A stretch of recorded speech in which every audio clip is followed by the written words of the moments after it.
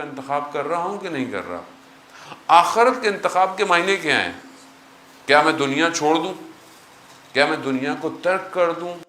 کیا میں جو ہے وہ کھانا پینا کم کر دوں یا پہاڑوں پر چلا جاؤں؟ آخرت یہ ہے؟ نہیں، آخرت یہ کہ آپ اپنے معاملات میں، آپ اپنی لین دین میں، آپ اپنی چیزوں میں آخرت کو برتری دیں، فوقیت دیں۔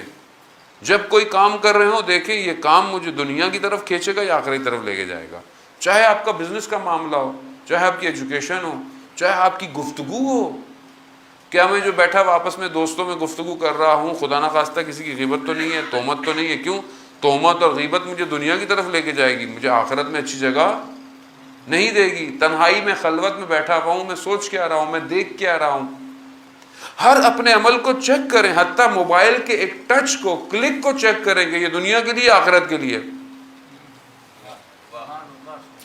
چیک کریں کہ یہ جو میں کلک کر رہا ہوں، یہ جو میں تصویر دیکھ رہا ہوں، یہ جو چیز سن رہا ہوں، یہ دنیا کے لیے آخرت کے لیے۔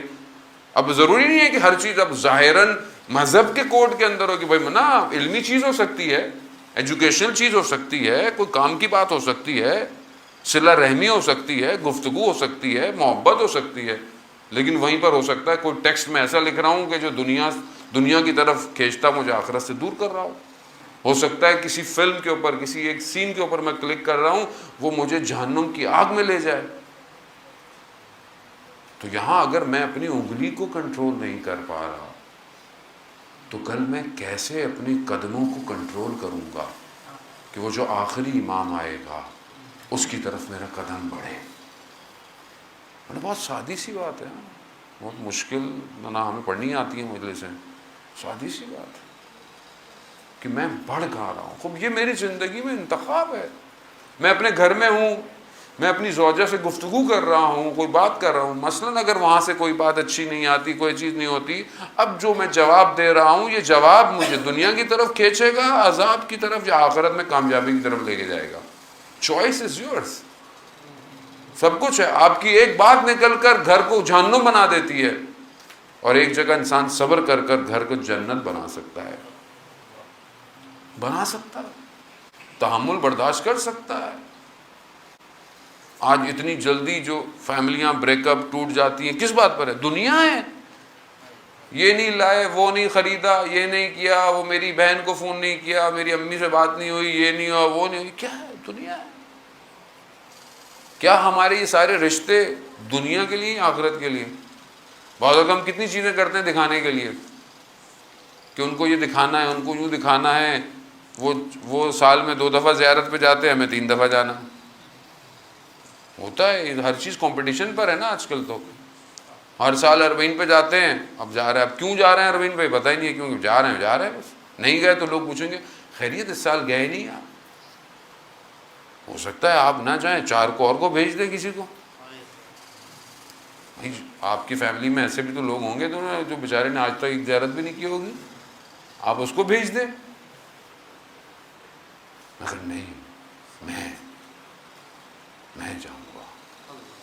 جہاں تو وہ واقعہ مشہور ہے کہ شخص تھا، وہ جانا چاہتا تھا حج پہ، اس نے جمع کیا۔ پہلے زمانے میں حج پہ جانا اس لیے جہاز پڑھ کے چلے گئے لوگ سفر کرتے تھے۔ وہ کوفہ سے شاید گزر رہا تھا غالباً، تو اس نے دیکھا کہ ایک خاتون ہے، باحجاب ہیں، شاید بچے یتیم ہیں، اور تقاضا دیکھا کہ وہ کوئی مردہ، کوئی جانور تھا، گوئی مرغی ہے کچھ، اس کو مردہ اس کو اٹھا کے، وہ کہہ رہی کیا کر رہے ہیں؟ کہا وہ میں سید زادی ہوں، بچے یتیم ہیں، کھانے کو کچھ ہے ہی نہیں۔ تو اس نے خود سوچا کہ میرے پاس تو یہ مال ہے۔ اس نے بولا کہ میں تو حج پہ جا رہا ہوں، رستے پہ تھا۔ کہا اس نے اپنا سارا مال دے دیا اس کو۔ کہا چھوڑو اللہ، یہ ضروری ہے۔ واپس جو ہے وہ آ گیا جہاں کا رہنے والا تھا۔ جب آیا تو لوگ حج سے واپس آئے اور اس کو بھی کہہ رہے ہیں، مبارکباد دے رہے ہیں۔ اس نے بولا میں تو حج وج کوئی نہیں کیا۔ کہا نہیں ہم نے تمہیں فلانے مقام پر دیکھا، ہم نے تمہیں مینا میں دیکھا، ہم نے تمہیں وہاں دیکھا۔ میں تو گیا ہی نہیں۔ پھر اس جہاں وہ عالم دین تھے، ان کے خواب میں آ کر یہ بتایا گیا کہ کیونکہ اس نے اپنا سب کچھ ایک سید کے لیے، خاص طور وہ سید زادی کے لیے، چاہے مفلس و یتیم کے لیے قربان کیا، پروردگار نے اس کے چہرے کا ایک ملائکہ خلق کر کر اس کو حج کروایا ہے۔ خوب آدمی جو ہے وہ خوب یہ بھی تو کوشش کرے کہ میں کسی کو بھیج دوں۔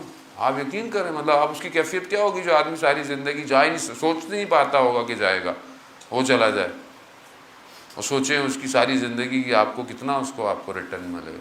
تو یہ برکتیں ہیں، یہ دین کے اندر وارد ہونا ہے، یہ دین باہر سے دیکھنا نہیں ہے، یہ دین باہر سے ڈیزائن نہیں کروانا۔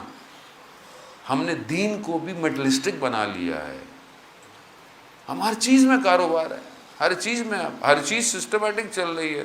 دین خود ایک بزنس بن گیا ہے، آج کل بزنس بن گیا ہے نا۔ اب آج کل آپ دیکھیں نا، خیر ساری باتیں اپنی جگہ پر، لیکن ہم واقعاً زیارت پر بعض اوقات جاتے ہیں، بہرحال باقی ایام الگ، لیکن جو ایام مخصوص ہیں، 40 ہے یا عاشورہ ہے، اس طرح کے ہیں، کیا ان ایام میں ہماری کیفیت واقعاً ظاہر جیسی ہوتی ہے؟ جو ابا عبداللہ علیہ السلام کی زیارت پر جائے، امام جعفر صادق علیہ السلام فرماتے ہیں اپنے ایک صحابی کو کہ ہم نے سنا ہے، درود بھیج دے محمد والا، اللہم صلی علی محمد کہ ہم نے سنا ہے تم ہمارے جد کی زیارت پہ جاتے ہو تو تمہارا دسترخوان بہت رنگین ہوتا ہے، تمہارے دسترخوان پر کتنے کھانے ہوتے ہیں۔ اس کیفیت میں آپ مطلب نفس کیا ٹوٹے گا، زری کے سامنے کھڑا ہو کر گریہ کرے گا، روئے گا، کیسے روئے گا، کیسے گریہ کرے گا؟ یہ پریکٹیکل چیزیں جو ہے نا محترم، خود ہم نے دین کے اندر بھی دنیا کو ترجیح دی ہوئی ہے، ہم دین کے اندر بھی دنیا ڈھونڈ رہے ہیں۔ نیاز اچھی کہاں ہوگی، مجلس کیسی تھی کوئی نہیں بولے گا، کچھ ملا یا نہیں ملا، بوٹیاں صحیح نہیں تھیں، ذائقہ اچھا نہیں تھا، بھائی گھر سے کھا لیتے کیا تھا، آپ خود لے آتے، آپ بھی 4 نیازیں لے کے آپ بانٹ دیتے۔ کیوں؟ اصل یہی نہیں سمجھ میں آ رہا کہ لے کے کیا جانا ہے یہاں سے، یہ ابھی تک ڈیفائن نہیں کر پائے ہم لوگ ابھی تک کچھ اور پیرامیٹر میں زندہ ہیں، کچھ لوگ ٹائم کے پیرامیٹر میں ہیں، کچھ میٹر کے پیرامیٹر میں ہیں، کچھ مادے کے پیرامیٹر میں ہیں، کچھ اور ہیں۔ مولانا بھی اپنے پیرامیٹر میں آتا ہے، میرا لفافہ کتنا ہوگا، میرا یہ کتنا ہوگا، وہ کتنا ہوگا، وہ بھی ایسے چل رہا ہے، جیسی عوام ہوتی ہے اس کو ملنے والے بھی پھر ویسے ہی ملتے ہیں، پھر اور کیا۔ جب انسان خود تڑپ کرے گا تو اللہ پھر صحیح بندہ بھی بھیجتا ہے، لیکن جب خود میں مادے میں زندہ رہ رہا ہوں، مجھے شوق ہی نہیں ہے نصیحت سننے کا، مجھے شوق ہی نہیں ہے موو کرنے کا آگے، تو دوسرے کو کیا ٹینشن ہے، وہ آئے جائے، اس کو کیا اپنا ریلیکس زندگی گزارے، کیوں اسٹریس ملے اپنے آپ کو۔